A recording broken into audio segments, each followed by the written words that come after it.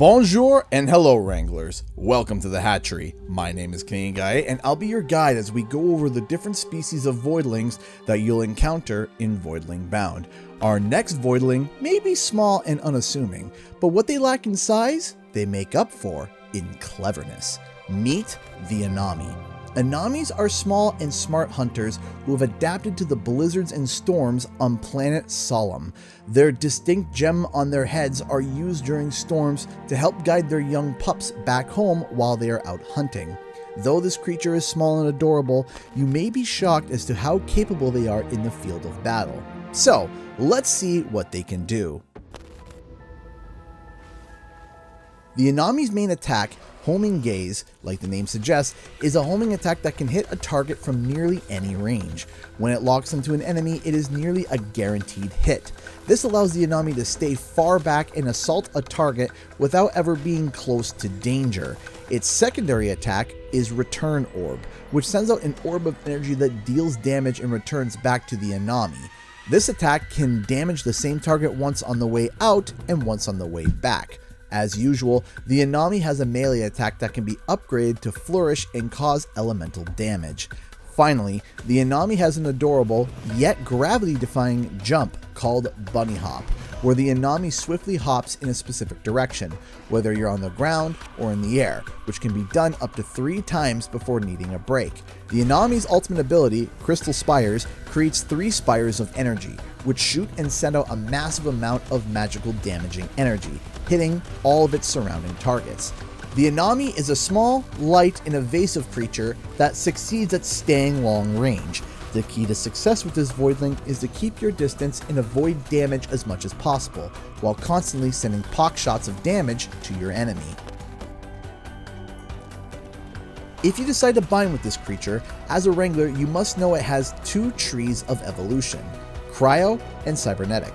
In the Cryo evolution tree, there are 2 lines you can follow, either the Fjord Anami or the Polar Anami, which are both themed around different elements of the frozen tundra.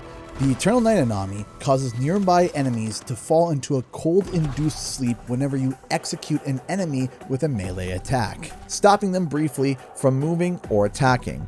Or you could get the Hyperthermia Anami, which actually does 200% more damage to enemies who are affected by frostbite, making prolonged damage, especially against bigger enemies, become massive. The Ice Veil Anami makes it so that the Anami's ultimate actually stuns enemies when it's summoned. Or you could get the Aurora Anami, where killing enemies gives a 10% chance of them dropping a healing aura that you can stand in and recover health from. In the Cyber tree, the 2 routes you can follow are the Alpine and Mineral Field evolutions. In the Alpine tree, you could get access to the Flash Anami, which actually allows your static attacks to build up and stun your enemies once they hit max stacks. Or you could go with the Supercell Anami. When you start your ultimate, it also spawns a storm cloud that drops lightning strikes, applying 3 stacks of static each strike. If you go with the Mineral Field mutation, you can access the Electrified Anami, which randomly and frequently spawns sparks from the Anami and bounces around on enemies, dealing damage to closely knit creatures and applying static. Or you could go with the Reactive Anami. When you sprint, the Anami moves incredibly fast, as if slowing down time, allowing for quick traversal of the battlefield in hyperspeed fashion, while also dodging enemy attacks. There are 31 different forms of the Anami, with 16 final evolutions that vary from freezing your enemies to electrifying large hordes of them. However, we have detected quite a rare variant of the Anami that is believed to be of a plasma mutation. This one specifically has a rare attack that we would love to study, so if you find it, make sure to bring it back for further testing. Like all voidlings, you can upgrade your Anami with the Cerebrum Enhancer. One of the first things that you should upgrade is simply its basic attack. Specifically, Charming Gaze actually makes it so that your primary target actually gains stacks of damage reduction, which means it does less damage to you. Additionally, Spring-Loaded Legs grants the Anami an additional Bunny Hop, increasing it from 3 to 4. And if you get Jumpstart, if you complete 3 dashes in quick succession, you gain a stack of speed, which increases your movement for a short time.